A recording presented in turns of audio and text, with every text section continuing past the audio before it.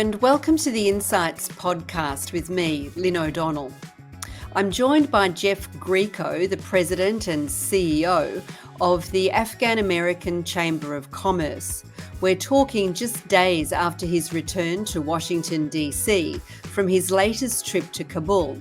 He doesn't pull too many punches when it comes to the state of Afghanistan's economy, poverty, abusive restrictions on women, and the growing possibility, if not inevitability, of civil war. Have a listen.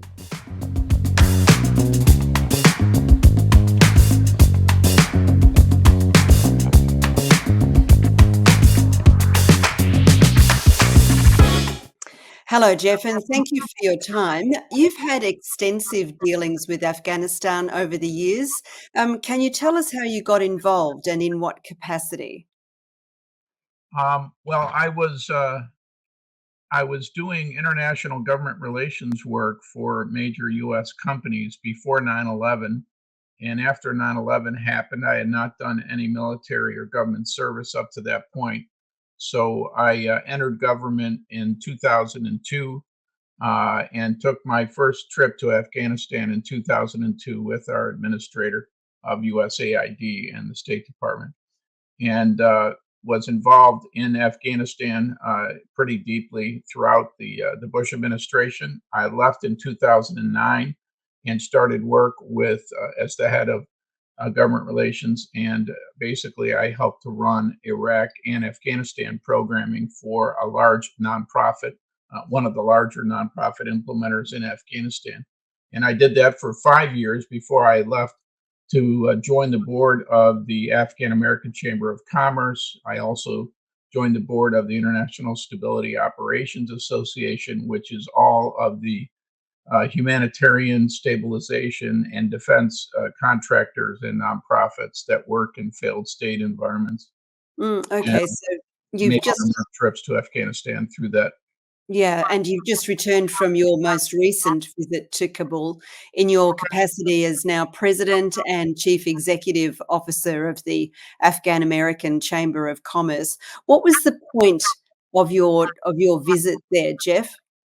Yeah, this was my third visit since 2023 September, when we made our first visit in the post overthrow regime of the Taliban.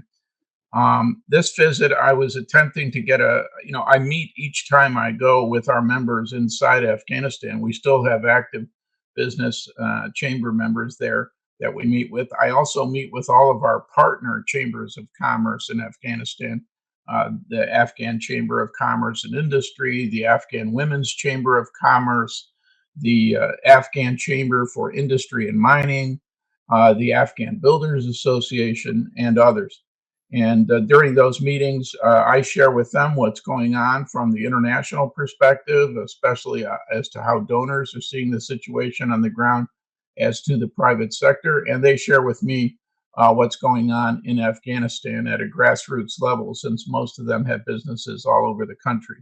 So it's an attempt by me to get an update on what's happening and to keep our programming that we do. We hold several major large conferences each year in the region to support the private sector. So aside from your counterparts in chambers of commerce and industry in Afghanistan, do you go outside of Kabul, and do you meet people in the political landscape as well? I have not yet, under Taliban rule, traveled outside of Kabul at the request of the State Department. There is a no travel warning by the State Department on their website for Afghanistan, if anyone hasn't seen that. And so I try to keep my movement fairly limited. I tend to go into Kabul and work out of the main hotel there. And I will go around the city and have meetings, but I do it with a full security detail accompanying me. It's a Taliban security detail, yeah? No, these are private security companies, and some of the security for my member companies who maintain their own security forces. Okay. So the last time you went in, I remember September last year.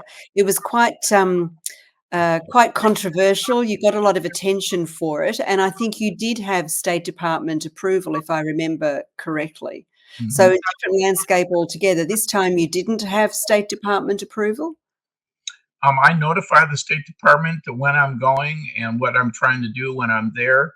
I talk to multiple people in Embassy Kabul, Doha, in Doha, and I didn't seek approval, but at the same time, there is not a restriction on me going there. It's just that I need to be very careful. They're worried about, the Taliban still have 3 American hostages there that we're trying to get released, and I'm not seeking to be the fourth. So I do notify them, and I am registered on a State Department program, so they know where I am most of the time. And so when you tell them what it is that you're going in to achieve or hope to achieve, how do you frame that? What is it that you are hoping to achieve with these trips? Well, I think the most important thing for me is to hear what's going on in the country at the grassroots level, and to match some of the myths that are floating around on activities that the Taliban are undertaking, and to get reality checks Mhm. on the reality of it. I do try to meet with all types of people in terms of not just big traders, but small traders. I meet with women. I meet with women entrepreneurs and women that are in business that are continuing to work there, and try to have a private conversation with them about how things are going. And it's incredibly informative. And I do prepare a very detailed report for our board to share my insights based on this latest trip. And so this trip is perfectly in line with what happened on my first and my second trip. There's no secrecy to my visits. I'm there to help promote both the Afghan private sector, U.S. private sector, and others that want to keep the country stable, because the next step is possibly civil war, which would harm so many people in that country. And I don't by any means deny that there's a serious a group of people who do not want anything to do with the Taliban and don't want anybody to even meet with them. But there's also a large group of us, and I think most, I would say 100% of our members in Afghanistan want us to maintain engagement, because they feel without our engagement that they will very likely slide fully into Iran, China's, and Russia's orbit, and on the commercial side, and that's already beginning to happen in many ways. Well, let's go into detail about what you did. You say you do a very detailed report, so your eyes and ears are open while you're there. What is your assessment of the economic landscape? Economically today, based on my last trip, they have stabilized the economy. They're still in a disinflationary period, but the Federal Reserve of Afghanistan, known as DABS, the Afghanistan Bank, they have managed the currency levels well. They have been able to maintain the exchange rates. Now, that's benefited a little bit because of donor funding that comes through Afghanistan and then is delivered to the international nonprofits and UN agencies on the ground. But they have been managing well, and I keep track of that because our members' number one interest is the banking problems that they're having. No U.S. international corresponding bank will do a transaction with Afghanistan or their banks. It's really unfortunate because it's a trading economy, and they need trade finance, and they don't have ports. And so they really need to ship everything everywhere. And that pushes a huge amount of not just risk, but a huge amount of cost onto them to fund it out of their own cash flow 100%. And that's what's happening now. How can that be alleviated? Well, we're working on a number of different solutions to that.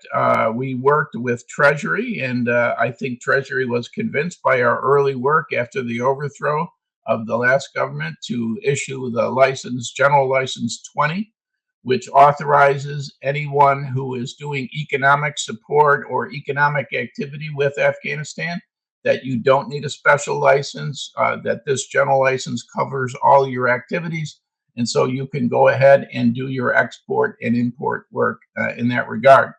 The problem we've had is that it has not fixed the corresponding bank problem, which means that Citibank and JP Morgan, for example, they refuse still to do any trade finance with Afghanistan, even if it's with a traditional trading neighbor like India or Pakistan or Uzbekistan.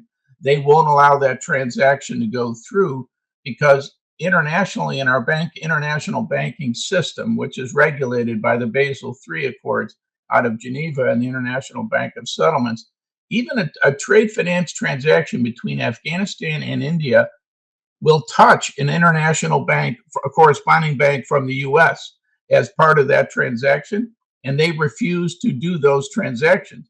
And so most of those bordering countries are afraid to execute trade finance transactions as a result of that, or that they'll be put on some kind of sanction list, which the corresponding banks don't have the power to do that. But Treasury does, and we consider even the trade finance to be under GL20, and the Treasury Department has admitted that it does count all trade finance.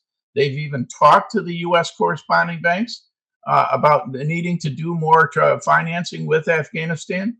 But what's happened, Lynn, in the last few years, the shareholders of the large commercial banks in the U.S., those principally involved in Central and South Asia, like J.P. Morgan or Citibank, once the U.S. troops were withdrawn and the U.S. withdrew its embassy and did not recognize any new government, their shareholder agreements basically kick in and say this is too much of a risk for us and our shareholders, and so you are therefore prohibited.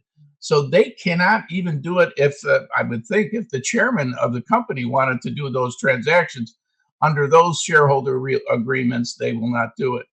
So that's why right now the only way that the banking transfers are coming into the country is through one Afghan bank, that's AIB Bank, and facilitated by one of the U.S. banks for the payment transfer. But it has to be a government transfer. If it's a government transfer, they will allow that to go through. All the others, they will not. And what's the fix for that? I mean, you cannot blame JP Morgan and Citibank for having a risk profile when it comes to dealing with Afghanistan.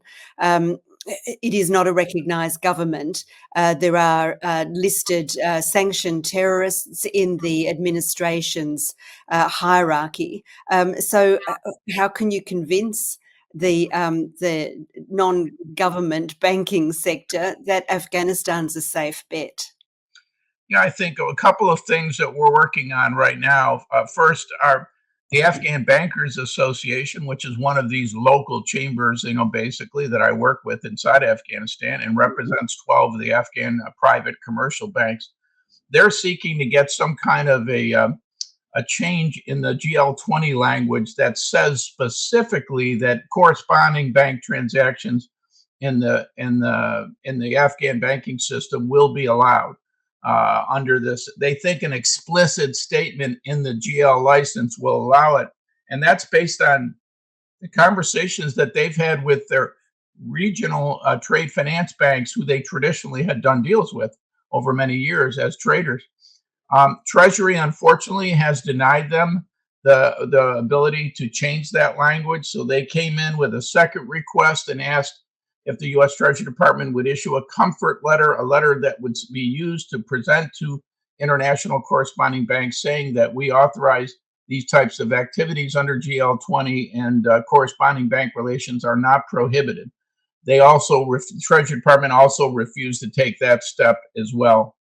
So we are now trying to work on other alternatives, and we have an upcoming donor conference in the end of September and early October, where we'll discuss this with the donors, and that is the potential for possible World Bank guarantees on some transfers or some involvement to de-risk the trade finance transfers, maybe with some pre-qualification of the Afghan traders. It'll make it easier for bigger traders, obviously. Small traders would be more risk, and so they may not get those deals done. But if we could start some kind of guarantee or de-risking authority, maybe by MIGA at the bank or even the bank itself or by other donors. And many donors are involved now in particular guarantees within Afghanistan. We think that might be another way to get deals moving again.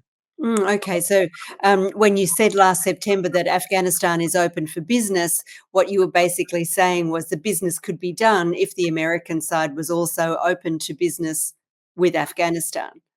Yes, I think open for business means that this is not a sanctioned country.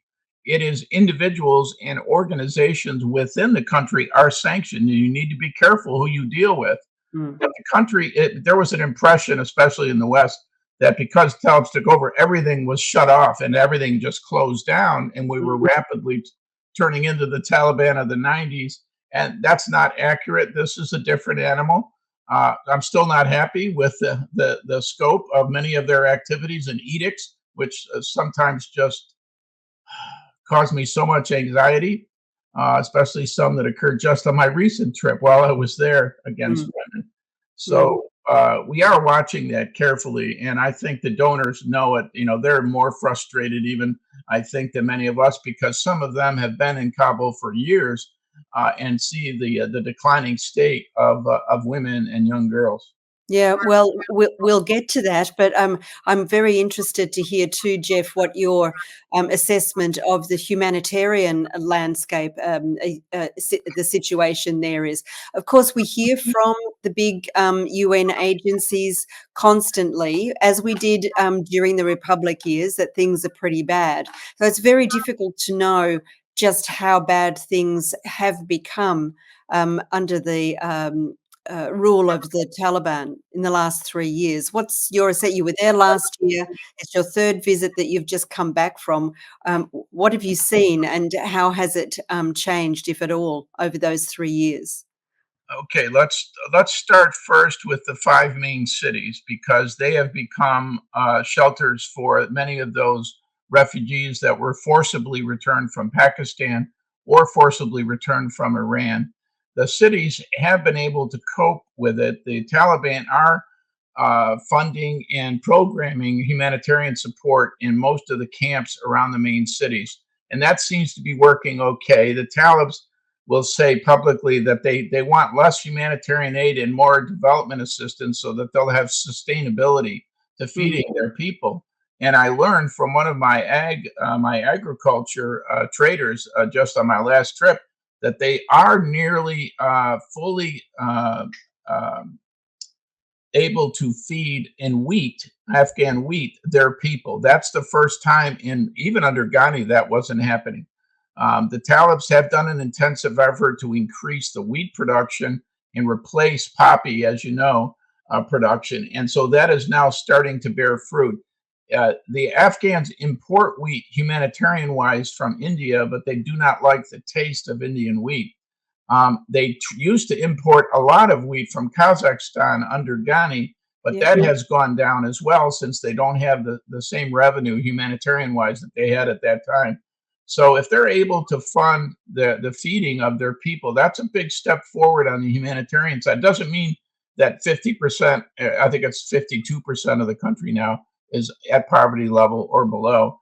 But it's getting a little bit better in that respect. Now, where the real pain is being felt is in the rural areas, which remain, drastically undernourished, and children. There is stunting we hear that occurs, and that's something we look for. They're getting access to water, but they may not get access to regular food, certainly not protein-based foods for their children's health and immunity systems. And anytime we see like an earthquake or a flood that hits Afghanistan, it's really hurting in those rural areas. That's where there is no infrastructure to support them, and they continue to suffer. And I think the donors are at the point where they keep providing such huge amounts of humanitarian assistance every year that there has to be a better way. And they're starting to discuss what those might be. It might be that we'll see a cut or maybe a pause at the current level of humanitarian assistance and a shift into pure development that would provide large scale livelihoods programs in agriculture and things of that nature, which over time would reduce the need for humanitarian funding. But that sounds like the farmers are not able to feed themselves with what they grow. Why On would the wheat side, they are, but on other products, not so much. So when they used to have access to trade finance and export markets, you'd see a large amount of dried fruits, pomegranates, nuts, dates, you name it. They were going everywhere: India, Pakistan, to the north, to Uzbekistan, Kazakhstan. And that has stopped almost entirely because of the trade finance problems with the banks. So if my traders are willing to fund their transactions and take all the risks themselves, they're getting those exports done, and they're only doing them with purchasers from those countries that they have previous experience with, so they know that they won't get shafted on the other end. Once the goods are delivered, they seek payment immediately. But Mm. that's it's a higher risk proposition, and for a country that's really having trouble banking wise, that's not a sustainable type of effort. Yeah, indeed. And I think the Ukraine war has also put um, pressure, hasn't it, on the supply side, because what was coming from into Afghanistan from Central Asia is now going into Russia to replace what was going from coming in to Russia from Ukraine. So there's an awful lot of geopolitical stuff going on there as well. Well, you talked about replacement of poppy with wheat. I would imagine that that will still take some years to roll out completely. But what other efforts do you perceive the Taliban is making to improve the economy and to ease hunger, rather than just absorbing millions, billions of dollars worth of international assistance? Yeah, they have made an effort to fund out of their own cash flow major infrastructure efforts that have a high labor content to them, such as the irrigation canal in the north at Amudara. That was built within about 9 to 10 months, from what we can see, by hand and by truck. And it was quite an unbelievable effort that they did it with no assistance really at all. But they were able to marshal a lot of construction companies that had no work to get them to come in and do work, and they agreed to pay them, Afghani cash for the work, which makes a big deal if you have no income at all at a company and you're trying to keep paying your employees. That was built, the U.S. I think, and the donors estimated the cost would be about 120 million for what they did. But in September of 23, I asked Mr. Baradar what was the budget cost on their budget for that effort, and he said it was about $63 million. So they did it at half what the donors would have had to charge most likely, Yeah. and they got it done faster. And it's not getting attacked, at least not yet. Although there were complaints from Uzbekistan and Iran that it was going to steal some of the water, and Yeah. they're working that out bilaterally as well. Yeah, and that the environmental impact was Right.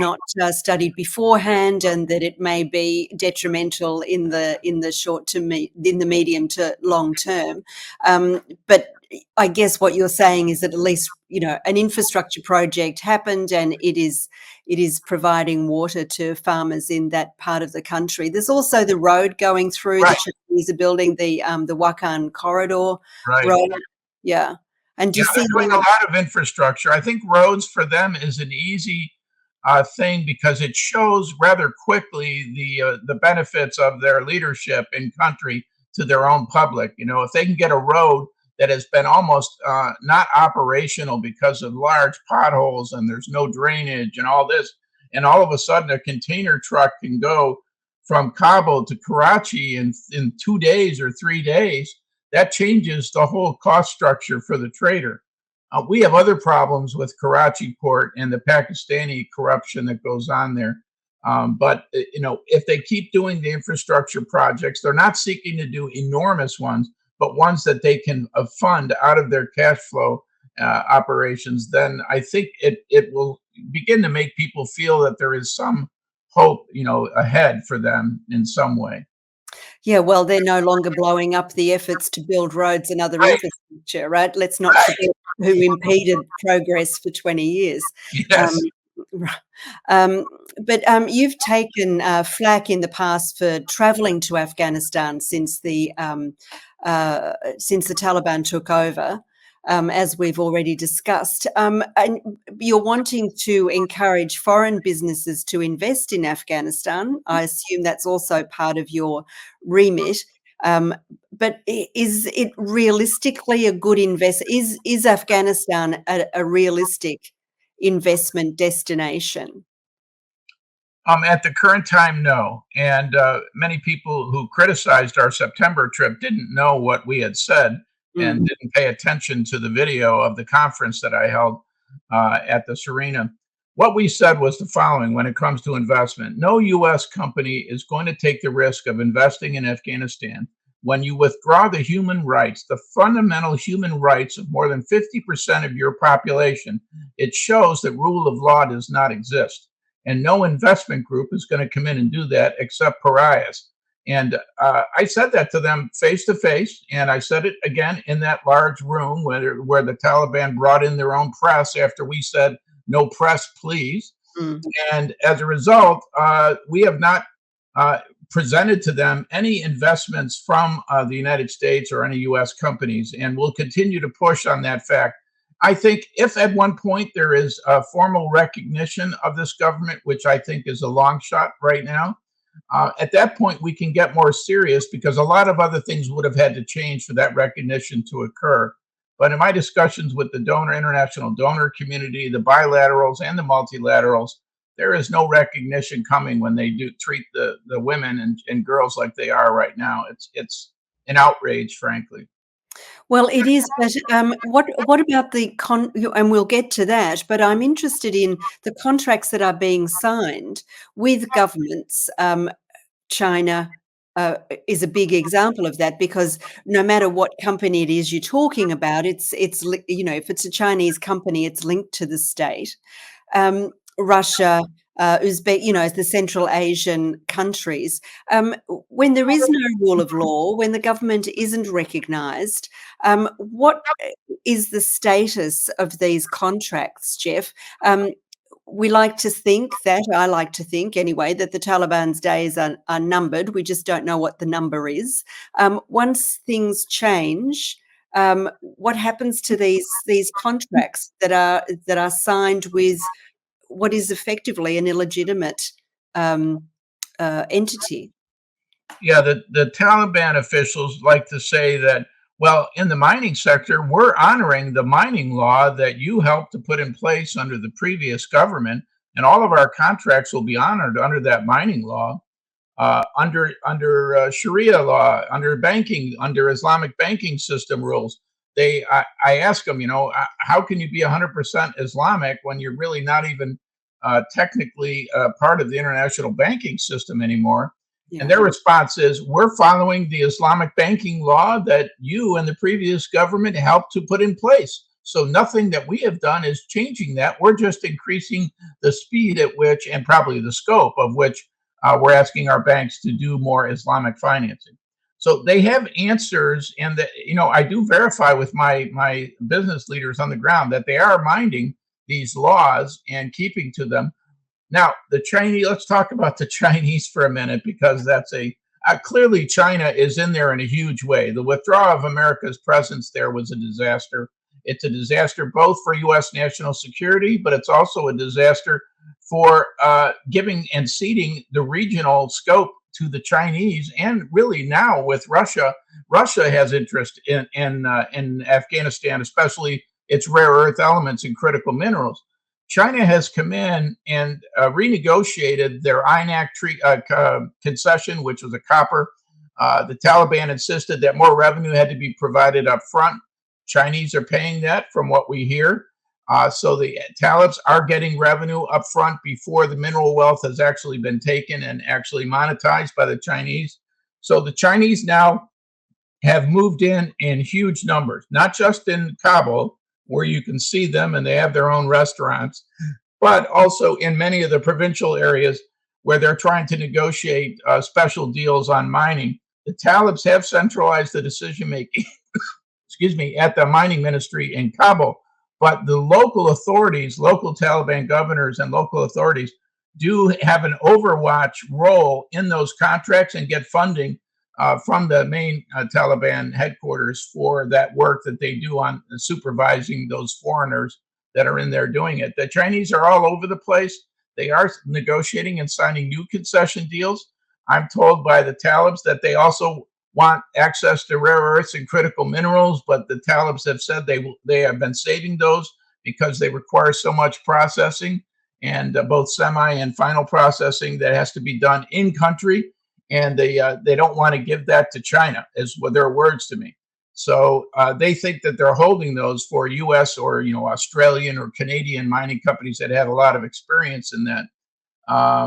In For addition, majors, okay, so the majors aren't going to go in there with and deal with an illegitimate government, and right, they're not going to go in there when there's any risk at all, and they're not going to go in there without there being some infrastructure so they can get the stuff out. So if they're willing to hold on to that stuff for decades, the question then becomes, how impatient do the Chinese get, because they're champing at the bit? yeah, I think you have to understand that the Chinese have been in there even under Ghani. Yeah. What China's operating modus is inside Afghanistan over the last 5-7 years, let's say, they use a Pakistani frontman who comes in and negotiates with the local mines and pays them a bribe to access the resource. They then have a Pakistan truck or container come in and pick up all the resource. There's no Chinese face on it. The only time you see China is when they're doing the initial mineral withdrawals from the site. The Chinese engineers come to take the samples themselves, so they know that the sample actually came from that mine. Then you don't see them. The containers are delivered to a Chinese compound across the border in Pakistan, where it's either processed, semi-processed, or it's repackaged and put at Gouda Port onto a ship going back to China. They had been doing that for almost a decade, and there's huge corruption within the local mining area. The Talibs have cleaned up a lot of that corruption that was going on, and so it's not as easy. But the Chinese are still using Pakistani agents to go in and try to push for access to some of these minerals. And how difficult is it for the Talibs to quash Pakistan's role in this? I mean, it's working out for the Chinese very well, and there must be levels of people on the Afghan side who are benefiting very nicely. One of my mining guys told me on this trip that China is tired of having to deal with their Pakistani agents and is now attempting to build a significant border point directly with Afghanistan on that northeastern tip. So they can take these deliveries straight into China from Afghanistan, and they don't have to pay a broker fee for Pakistan anymore. Yeah, and that's what the road is all about. Yep. Yeah, and eventually, I guess that road will also connect south to Mezainak when the Chinese no longer need that as a price and supply hedge as they do now. Yes, that's true. We have, a lot of our traders, because they're no longer wanting to use Karachi, they're actually transiting Iran all the way to Bandar Abbas to get things on a containerized ship for export. They could be using Chabahar because the AACC helped to get the exemption from the previous U.S. administration for use of Chabahar by Afghan traders. So they would have a way to get their exports, especially of agriculture, out to foreign markets when Karachi had become closed to them during some parts of Taliban rule. But they're still not using Chabahar at any scale because the Indians who signed that 50-year lease, I believe it is, on the port with Iran, have not made the port improvements that they promised as of yet, including cold storage, including heavy loaders, including they had to dredge some of the channels to get bigger containerized ships in there, and they haven't done that investment yet. And China even attempted to take away that port and went to Iran with its own proposal to take it away from India. India has to act on the upgrades at Chabahar or the Afghans will not use it. And we really want them to have some port to access if they need it.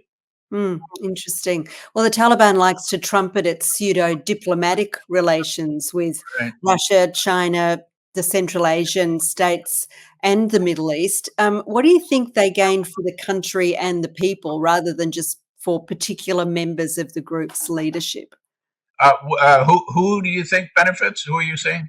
Yeah, what do you think they gain for Afghanistan from this pseudo-diplomatic outreach?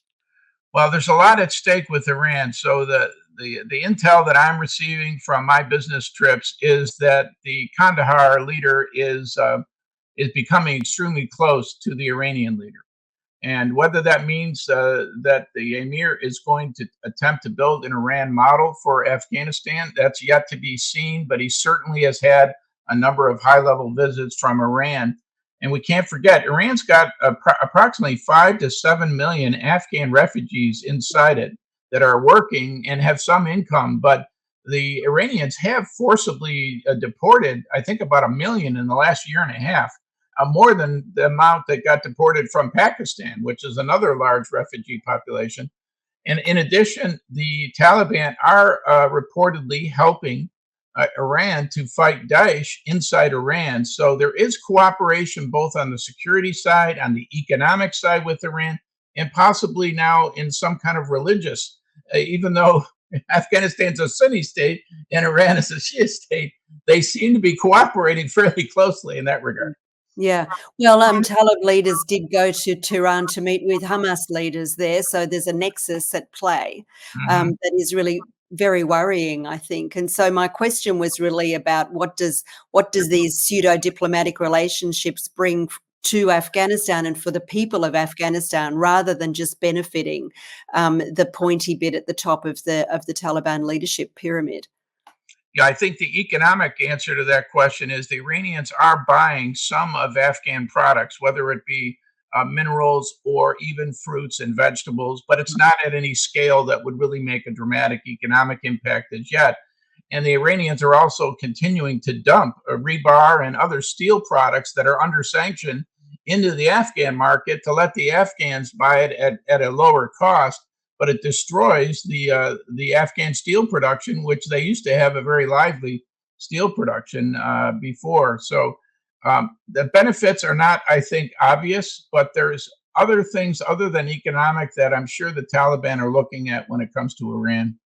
Yeah, indeed, and you've hinted at the intel that you are privy to. What's your perception of the domestic political landscape, the internal Taliban dynamics? There's a lot of organisations, the UN and UNAMA amongst them, that would like us to believe that there are differences that can be exploited between hardliners and so-called moderates. Do you buy that? And if so, are there fault lines? Where are the fault lines if that's the case? Yeah, I think, the most important thing I think for the West to understand is that this is not a monolith. The Taliban are built by factions, and different factions control different things. The ones who negotiated the Doha Agreement with the United States were, as it was explained to me by both scholars of Afghanistan and by some U.S. officials, that these were the reformers. We, the United States, had put a lot of credibility into a negotiation with people we viewed as reformers because they told us they wanted to have a unity type government where all of Afghanistan's religious groups would be able to join, all of their tribes would have an equal share, and it would be a better and more secure government structure for going forward. They also promised the role of women and girls would be elevated, not diminished. And so when I made the first trip, we had separate meetings, not only with Mr. Baradar, but with several other ministers, all non-sanctioned. And all of them in closed door meetings noted that they don't want these reforms that the emir has put out that take away the rights of women. Many of them have their own daughters that they can't send to school anymore, and they're very upset about it.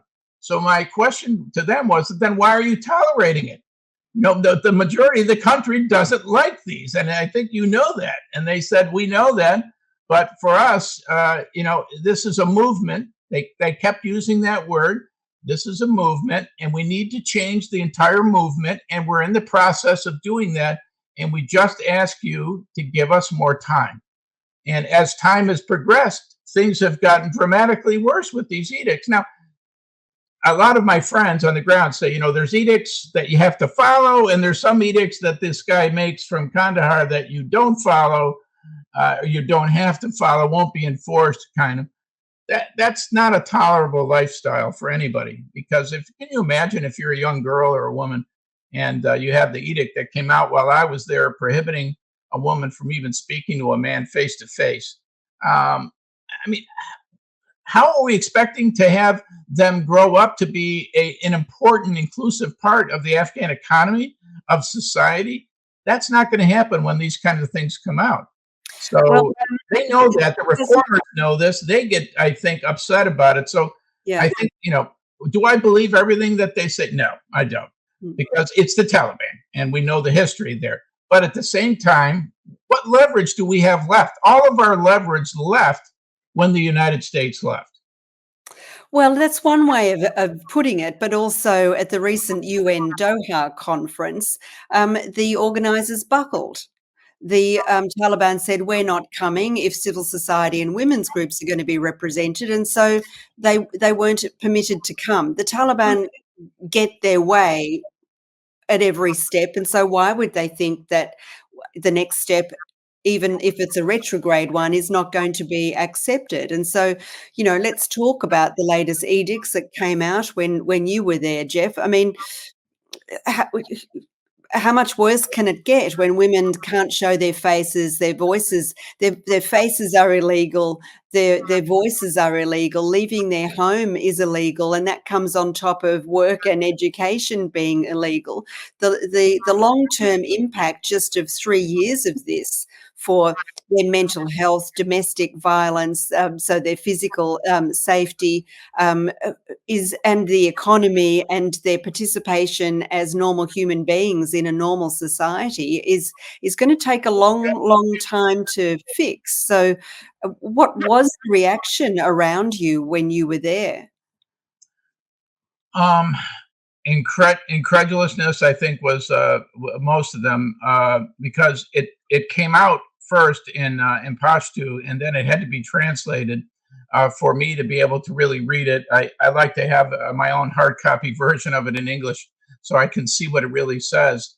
But the business leaders were, astounded. It makes it more difficult for Afghan businesses to survive under this, and it makes it impossible for women and girls to survive. And all it's going to do is create an enormous refugee flow out of the country again, at a time when the Talibans were hoping to be able to keep people in, because they've already lost, I'm guessing, maybe 50 to 75% of their productivity from really educated Afghans that happened after the overthrow. And they aren't going back, not yet. Some of the businessmen are returning, but it's just returning from Turkey or Dubai, and then they're going back to their Dubai and Turkey locations, and they're managing their businesses remotely.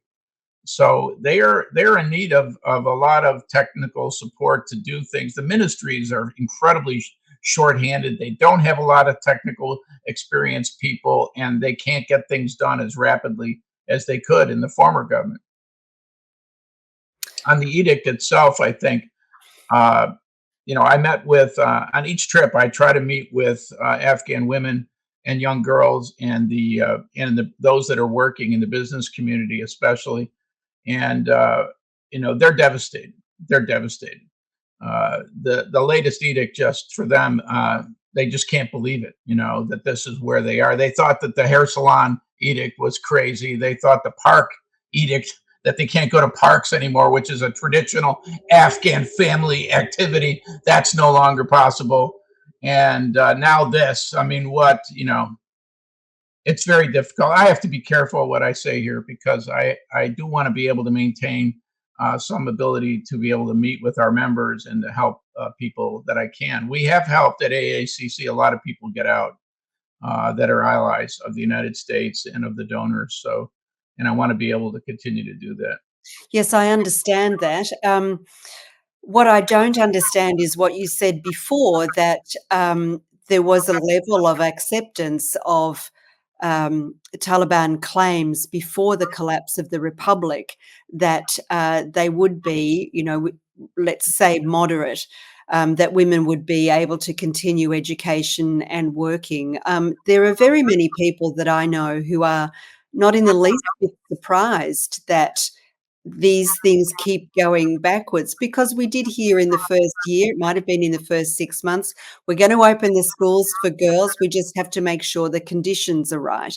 And it's all been lies. And I'd be very surprised if people who claim to be moderates are not just saying what they think, want that outsiders want to hear, so that they believe that it might be okay to move towards recognition, for instance? I think there's still a lot of pressure on that side of it. So I'm just wondering whether there is built in and now an excuse for that naivety or self-delusion about what the Taliban said up until the latest edict. I mean, it's not a surprise for people who kinda know the Taliban. Yeah, I think that the West felt that the reformers who negotiated the Doha Agreement took charge of the government in Kabul, and so they saw that as a good sign that they're going to be in charge. So we can really, in our Western thinking, this is a governance group we can work with that can, that we've had previous negotiations with, etc. The one thing that happened though was of the many factions, there's about 5 factions that run Afghanistan. The largest is the Kandahari, the Habatullah faction down in Kandahar. They since 2021, they have increased the size of their armed militia now to about 200,000 soldiers. That's an enormous increase, and it's largely centered around Kandahar. There was a report that there was an attempt on the emir's life maybe 9 months or a year ago that was foiled before it got near him. But he is under threat from many places, increasingly Pakistan and others.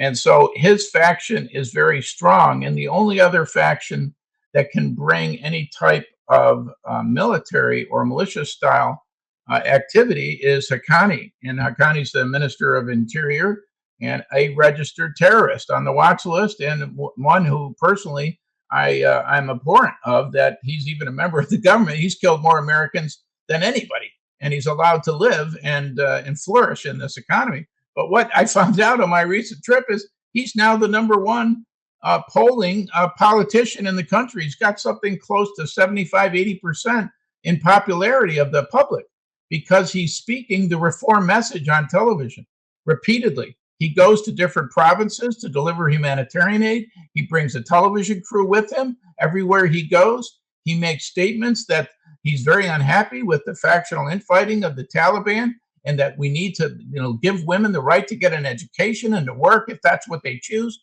et cetera, et cetera. He says all the right things from the West standpoint, but he doesn't have enough militia, if there was one, in an armed sense, to ever control the country unless there was outside help. So Baradar and Yaqub, the defense minister, and Baradar, the deputy prime minister, do not have any type of military strength. And their focus now, as Kandahar has gotten more aggressive militarily around the country, they have become more insular and just running the government, especially the economy. That's where their primary focus is. When you have such enormous unemployment, it wouldn't be difficult for somebody as wealthy as Sirajuddin Haqqani to build up a rival militia. Because I think it's well known that his ambition is for the top job, to become caliph.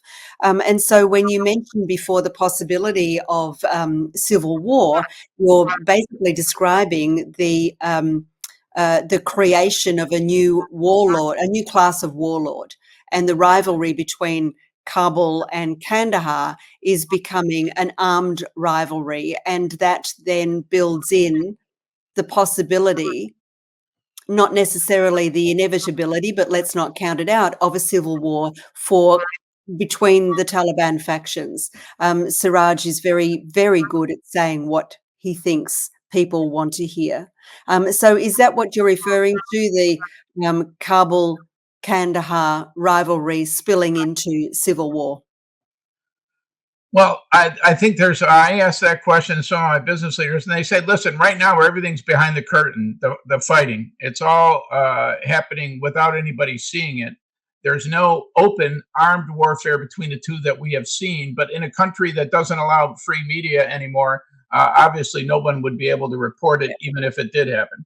Yep. So, and I don't want to put myself as the head of a chamber for the United States in that role of trying to predict when civil war is going to happen. I just want the country to be stable enough so that the Afghan people, especially the poor, who are suffering incredibly can have some hope of getting food and having a job and being able to live their lives peaceably without the place becoming a terrorist cesspool, which it increasingly is, unfortunately. Yes, with Taliban sponsorship of so many Some, um, yeah, jihadist fellow travellers. That's right. Well, then your organisation, the Afghan-American Chamber of Commerce, has a conference soon, yes. late September, I think. Can you tell me what the aim of this conference is, who you expect to come, and what conferences like this on Afghanistan achieve? Yeah, so we've been doing this since the overthrow. We hold conferences. We call them program conferences for the Afghan private sector, international private sector. Don't forget, there's still a lot of international investments that are still ongoing in Afghanistan. Some of them American that have maintained their ability to work and to have a functionable and profitable business in the country in spite of everything else. And I don't want to go into any specifics so I don't create targets for people. But Indeed. as a result, we do this conference, and the donor meetings have been cut back from once each quarter now to twice a year. The last was in Istanbul 6 months ago, and we held our conference right before that, and we'll do the same this time in Dubai. Is where this conference will be for the Afghan Coordination Group donor meeting. We'll do our conference on the September 28th and 29th in Dubai. And we'll have speakers from the donor community, from the private sector. We usually go through updates from each of the sectors, which I know we invite donors to come and sit in on our briefings so they can get up-to-date intelligence on what's going on the ground. We'll have security briefings and a host of other big keynote speakers as well from the U.S. and other donor groups. Another update. Well, thank you very much for your time, Jeff. I'm very grateful to you. Best of luck with the next conference. And again, I hope that we can talk to you again in the future. Thank you, Lynn. Appreciate it. Okay. That was Jeff Grieco, the Afghan-American Chamber of Commerce president and CEO, who talked in great detail about Afghanistan's profound problems of governance, some good, mostly bad, and some outrageous and frightening. I hope you enjoyed our discussion. That's all for now. I'm Lynne O'Donnell. Bye-bye.